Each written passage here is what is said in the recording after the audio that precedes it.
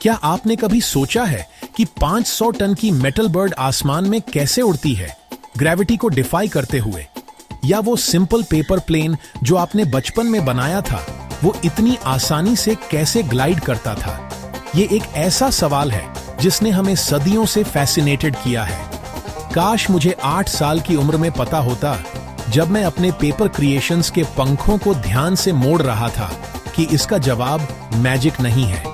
पंखों को बस फ्लैट मोड़ने के बजाय मैं अनजाने में एक छोटा एयरफॉयल बना रहा था, एक ऐसा शेप जो हवा की इनविजिबल फोर्सेस को हार्नेस करने के लिए डिजाइन किया गया था। ये फोर्सेस, लिफ्ट और ड्रैग हमारी कहानी के हीरोज हैं। ये कोई मिस्टिकल कॉन्सेप्ट्स नहीं है, ये फिजिक्स है स्टाइल के साथ। एक खूबसूरत एलिगेंट डांस, एक ऑब्जेक्ट और उस फ्लूइड के बीच जिससे वो गुजरता है। फ्लाइट को सही से समझने के लिए हमें इस डांस को समझना होगा। तो चलो शो के स्टार के साथ शुरू करते हैं। लिफ्ट। लिफ्ट वो अपवर्ड फोर्स है जो वेट के डाउनवर्ड पुल के ठीक ऑपोजिट काम करती है। ये वो फोर्स है जो एक एयरप्लेन को जमीन से ऊपर उठाती है और उसे वहीं रखती है। लेकिन ये आती कहां से है? ये सब प्रेशर के बारे में है। हवा को अनगिनत छोटे पार्टिकल्स की एक नदी इमेजिन करो। जब एक विंग या एक एयरफॉयल इस नदी से गुजरता है तो वो हवा को स्प्लिट होने और उसके चारों ओर फ्लो होने के लिए मजबूर करता है। विंग के ऊपर के कर्व्ड शेप की वजह से उसके ऊपर से गुजरने वाली हवा को नीचे से गुजरने वाली हवा के मुकाबले लगभग उतने ही समय में ज्यादा लंबा रास्ता तय करना पड़ता है। इस लंबे डिस्टेंस को कवर करने के लिए ऊपर की हवा को स्पीड अप करना पड़ता है। यहीं पर एक ब्रिलियंट साइंटिस्ट डैनियल बेर्नोली आते हैं। उनका सिद्धांत हमें बताता है कि जैसे जैसे फ्लूइड की स्पीड बढ़ती है, उसका प्रेशर कम होता जाता है। तो हमारे पास विंग के ऊपर फास्टर मूविंग लोअर प्रेशर हवा है और उसके नीचे स्लोअर मूविंग हायर प्रेशर हवा है। ये प्रेशर डिफरेंस एक नेट अपवर्ड फोर्स बनाता है। नीचे का हाई प्रेशर ऊपर के लो प्रेशर से ज्यादा ऊपर की ओर पुश करता रहता है। ये प्रेशर डिफरेंस ही हेवी लिफ्टिंग करता है। ये लाखों टाइनी हैंड्स की तरह है जो विंग को आसमान की ओर धकेल रहे हैं। अब एक कॉमन मिथ है जो आपने शायद सुनी होगी, इक्वल ट्रांजिट टाइम थियरी, जो कहती है कि एयर पार्टिकल्स को विंग के पीछे के एज पर एक ही समय पर मिलना चाहिए। ये एक नीट आइडिया है, लेकिन ये पूरी तरह से सही नहीं है। असल में ऊपर की हवा इतनी ज्यादा तेज चलती है कि वो बॉटम की हवा से बहुत पहले ट्रेलिंग एज पर पहुंच जाती है। लेकिन बर्नौली का सिद्धांत अभी भी सही है। फास्टर एयर मतलब लोअर प्रेशर। लेकिन ये तो आधी कहानी है। चलो फिजिक्स के एक और जायंट को लाते हैं, आइजैक न्यूटन। उनका थर्ड लॉ ऑफ मोशन कहता है कि हर एक्शन के लिए एक इक्वल और ऑपोजिट रिएक्शन होता है। जैसे ही विंग हवा से गुजरता है, उसका शेप और एंगल एयर फ्लो को नीचे की ओर गाइड करता है। इसे डाउनवॉश कहते हैं। एक्शन है विंग का हवा को नीचे धकेलना, रिएक्शन हवा विंग को ऊपर धकेलती है। तो ये बर्नौली बनाम न्यूटन नहीं है, ये दोनों है। ये एक ही फिनोमेनॉन को डिस्क्राइब करने के दो अलग लेकिन इक्वली वैलिड तरीके हैं। एक प्रेशर पर फोकस करता है, दूसरा मोमेंटम पर। साथ मिलकर वे हमें लिफ्ट की पूरी पिक्चर देते हैं। विंग का शेप बहुत जरूरी है, लेकिन उसका ओरिएंटेशन भी। ये हमें एंगल ऑफ अटैक पुनः एओए पर लाता है। बस विंग और ऑनकमिंग एयर के बीच का एंगल है। एक पायलट ज्यादा लिफ्ट जनरेट करने के लिए एंगल ऑफ अटैक बदल सकता है, जो टेक ऑफ और लैंडिंग के लिए एसेंशियल है। विंग को हवा में ऊपर की ओर टिल्ट करके आप ज्यादा हवा नीचे की ओर डिफ्लेक्ट करते हैं, जिससे विंग को नीम रिएक्शन बढ़ता है और आप प्रेशर डिफरेंस भी बढ़ाते हैं।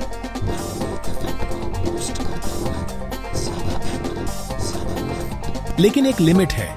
अगर आप एंगल बहुत ज्यादा बढ़ाते हैं तो आप क्रिटिकल एंगल ऑफ अटैक पर पहुंच जाते हैं।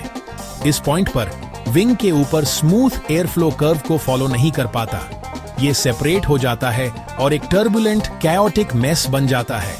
इसे स्टॉल कहते हैं। जब एक विंग स्टॉल करता है तो लिफ्ट ड्रामेटिकली कम हो जाती है और प्लेन सपोर्ट नहीं हो पाता। ये एक डेंजरस सिचुएशन है जिससे बचने और रिकवर करने के लिए पायलट्स को रिगरसली ट्रेन किया जाता है।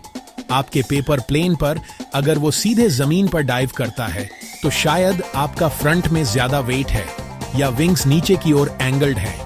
अगर वो स्टीपली क्लाइंब करता है फिर गिरता है तो उसका एंगल ऑफ अटैक बहुत ज्यादा है जिससे वो स्टॉल कर रहा है। अब हर हीरो के लिए एक विलन होता है। हमारी कहानी में वो ड्रैग है। ड्रैग वो एरोडायनामिक फोर्स है जो हवा में एक एयरक्राफ्ट की मोशन का विरोध करती है। ये हवा का वापस धकेलना है, वो रेजिस्टेंस जो सब कुछ धीमा करने की कोशिश करती है। अगर लिफ्ट हमें उड़ने देती है तो ड्रैग वो है जिससे हमें हवा में हर सेकंड लड़ना पड़ता है। ड्रैग कई फॉर्म्स में आता है। सबसे पहले पैरासाइट ड्रैग है।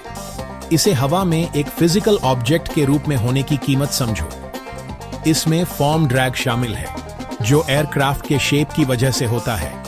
एक ब्रिक में बहुत फॉर्म ड्रैग होता है, एक स्लीक जेट में बहुत कम। फिर स्किन फ्रिक्शन ड्रैग है जो एयरक्राफ्ट की सरफेस से रगड़ने वाले एयर मॉलिक्यूल्स के फ्रिक्शन की वजह से होता है। एक परफेक्टली स्मूथ सरफेस में भी कुछ फ्रिक्शन होता है, लेकिन सबसे इंटरेस्टिंग टाइप इंड्यूस्ड ड्रैग है। ये लिफ्ट बनाने का अनअवॉइडेबल बाय प्रोडक्ट है। विंग के नीचे की हाई प्रेशर एयर ऊपर के लो प्रेशर एरिया में जाना चाहती है और वो विंग टिप्स के चारों ओर फैलकर ऐसा करती है जिससे विंग टिप वॉर्टिसीज नामक हवा के पावरफुल स्वर्ल्स बनते हैं। ये वॉर्टिसीज वेस्टेड एनर्जी को रिप्रेजेंट करते हैं और वो एनर्जी लॉस ड्रैग के रूप में मैनिफेस्ट होता है। किसी भी एयरक्राफ्ट डिजाइनर का ultimate goal highest possible lift to drag ratio हासिल करना होता है। ये रेशियो एरोडायनामिक एफिशिएंसी का एक मेजर है। एक हाई परफॉर्मेंस ग्लाइडर का LD रेशियो 60:1 हो सकता है, जिसका मतलब है कि वो ड्रैग की हर एक यूनिट के लिए 60 यूनिट्स ऑफ लिफ्ट जनरेट करता है। यही वजह है कि वे घंटों तक उड़ सकते हैं।